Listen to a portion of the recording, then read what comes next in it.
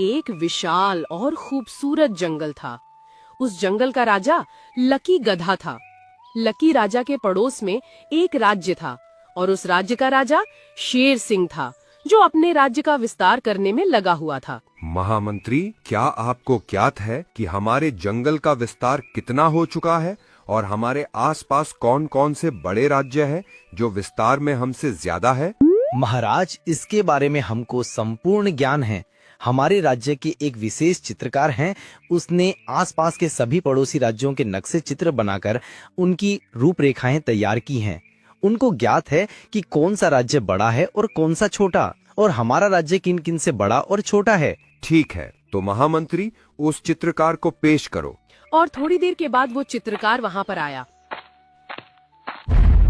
महाराज की जय हो। महाराज, आपने मुझको याद किया। हाँ चित्रकार, तुम ये देखकर बताओ कि हमारे पड़ोसी राज्यों में हमसे बड़ा कौन कौन से राज्य है और हमारा राज्य किस किस से छोटा है। शीघ्र बताओ। महाराज, हमारे राज्य के आसपास टोटल 7 राज्य हैं और जिनमें से हमारा राज्य का विस्तार चौथे नंबर का है। हमसे 3 राज्यों का विस्तार अधिक है। कौन कौन से हैं वो 3 राज्य? महाराज, सबसे पहले तो उदय देश आता है, जिसको उदया के नाम से जाना जाता है, और उदया के राजा इस समय शेर खान हैं। और दूसरे नंबर का है बल देश, जिसको बाला के नाम से जाना जाता है, और उसका राजा है मूका भालू। और तीसरे नंबर पर आता है स्वर्ण देश, जिसको सोना के नाम से जाना जाता है, और उसका राजा है लकी गधा। ठीक है, तो चित्रकार तुम जा सकते हो। और चित्रकार वहाँ से चला गया। फिर शेर सिंह के दिमाग में एक भयानक विचार आया। अरे महामंत्री, हम क्षेत्रफल के हिसाब से चौथे नंबर पर है। क्यों ना हम अपने क्षेत्रफल को बढ़ाकर पहले स्थान पर कर दिया जाए। इससे आसपास के सभी राज्यों में हमारा दबदबा बना रहेगा। आपने बोल तो दिया महाराज कि इसको पहले स्थान पर कर दिया जाए, लेकिन ये करना इतना आसान भी नहीं होगा।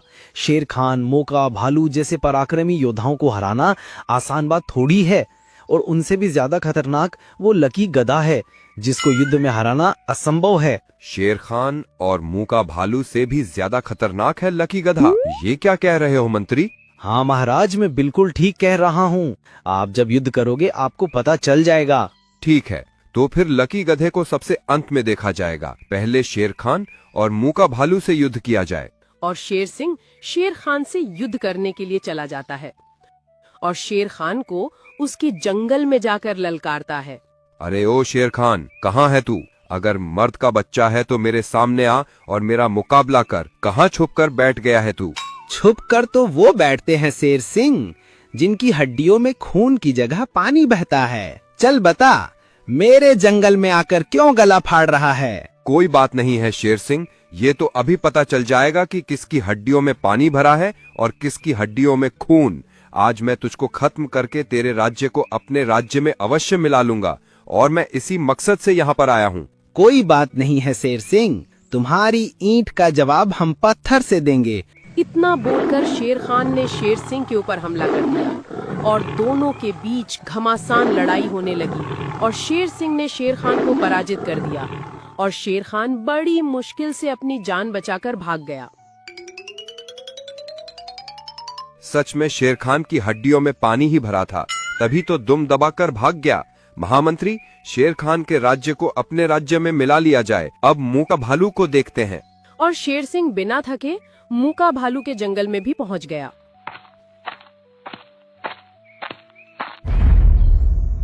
शेर सिंह, हमको तुम्हारे यहाँ पर आने की पहले ही सूचना मिल चुकी है, इसलिए तुम्हारा स्वागत करने के लिए हम यहाँ पर स्वयं आ गए हैं। अगर अपनी जान की सलामती चाहते हो तो जिस तरह से आए हो सीधे उसी तरह से चले जाओ। मूका, यहाँ पर मैं जाने के लिए नहीं आया हूँ, बल्कि तुझको पराजित करके तेरे राज्य को हड़पने के लिए आया हूँ। तैयार हो जाओ युद्ध के लिए। और इतना बोलकर शेर सिंह ने मूका के ऊपर हमला कर दिया और दोनों के बीच भयानक लड़ाई होने लगी और शेर सिंह ने मूका को बुरी तरह से मौत के घाट उतार दिया। महामंत्री, मूका के राज्य को भी अपने राज्य में मिला लो और अब थोड़ा आराम करने के बाद हम लकी गधे पर हमला करेंगे। इन 2 लड़ाइयों में हम काफी थक गए हैं। और जैसे ही इस बात की सूचना मल्लिका गुप्तचर ने लकी गधे को दी। महाराज की जय हो।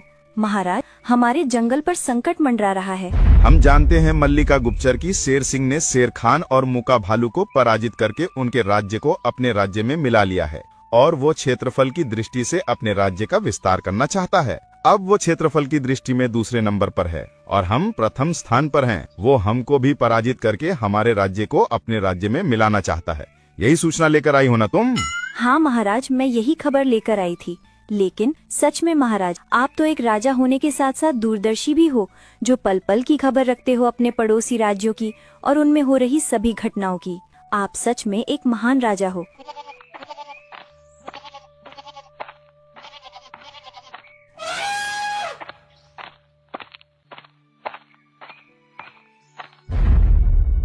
महामंत्री भीम, हमारी बात को ध्यान से सुनो। अभी अभी शेर सिंह ने 2 राज्यों के राजाओं को पराजित कर दिया है।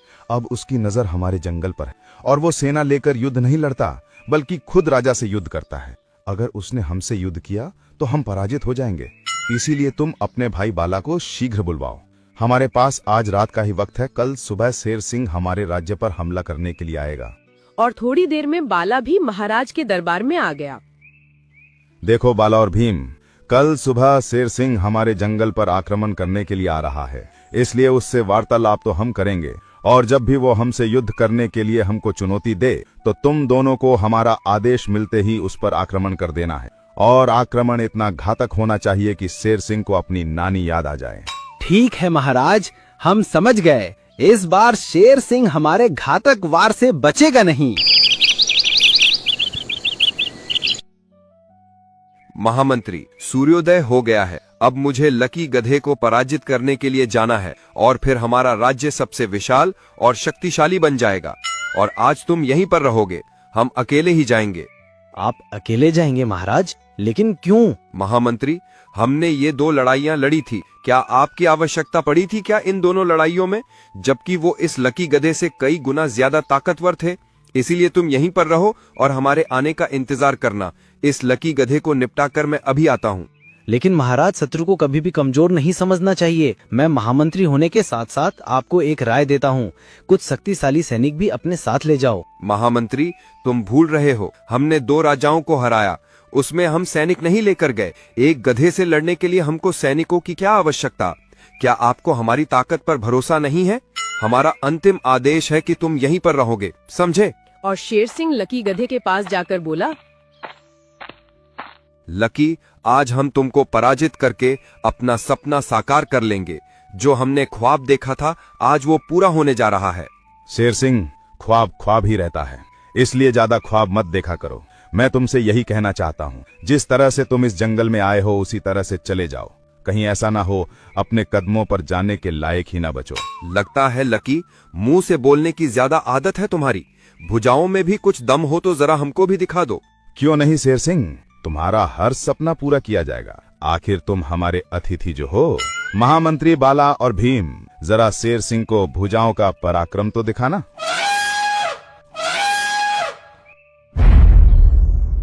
अरे राजा लकी, क्या तुम मेरे साथ युद्ध नहीं करोगे जो इन 2 पहलवानों को लेकर आए हो? राजा राजा से ही युद्ध करेगा।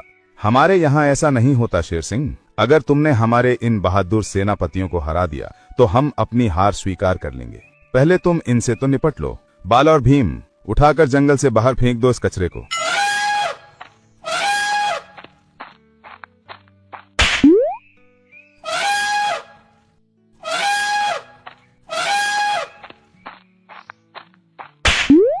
भीम और बाला ने शेर सिंह को लातों से अच्छा सबक सिखा दिया और शेर सिंह अपनी जान बचाकर वहां से भाग गया।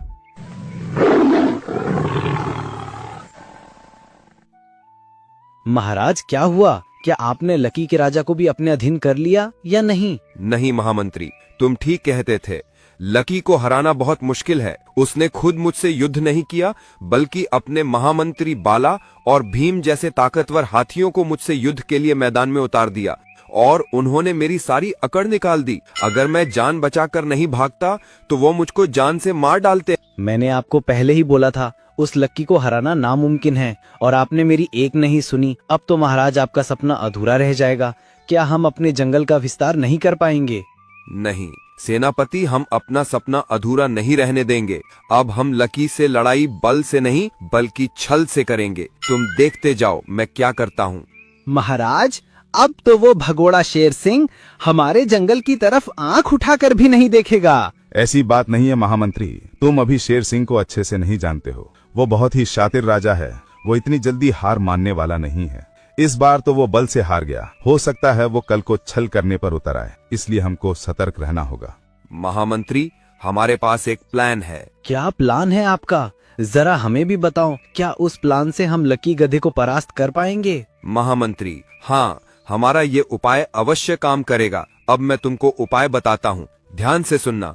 और फिर राजा शेर सिंह ने अपने महामंत्री को अपना प्लान बता दिया और फिर शेर सिंह लकी के जंगल में जाकर एक मेमने को अपना शिकार बना लेता है और उसकी हड्डियों को ले जाकर लकी के घर के सामने डाल देता है और वहां से चला जाता है। अरे महामंत्री, हमारे घर के सामने किसने इन हड्डियों को डाला है? लगता है रात को ही इसका शिकार किया है। कौन हो सकता है जो जंगल के जानवरों का शिकार कर रहा है और हड्डियों को हमारे दरवाजे पर डाल देता है? पता नहीं महाराज, कौन है? हम इसका शीघ्र पता लगा लेंगे। तभी वहां पर उस मेमने की माँ भी आ जाती है। महाराज, मेरा बेटा कल शाम से नहीं मिल रहा है, पता नहीं कहाँ है। महाराज, ये कंकाल तो मेरे बेटे का लग रहा है, ये यहाँ पर कैसे आया? और ऐसे लग रहा है कि इसका रात को ही शिकार किया है। जरूर ये मेरे बेटे का ही होगा। पर महाराज, कौन हो सकता है जो मेरे बेटे को अपना भोजन बना सकता है? आपके राज में तो सब ठीक ठाक था, अचानक ये क्या हो गया? और बकरी दुखी मन से लौट रही होती है। तभी उसको शेर सिंह का महामंत्री मिल जाता है जो उस जंगल में आया हुआ था। अरे बकरी, तुम दुखी होकर कहाँ जा रही हो? क्या हुआ तुमको? सब ठीक तो है ना?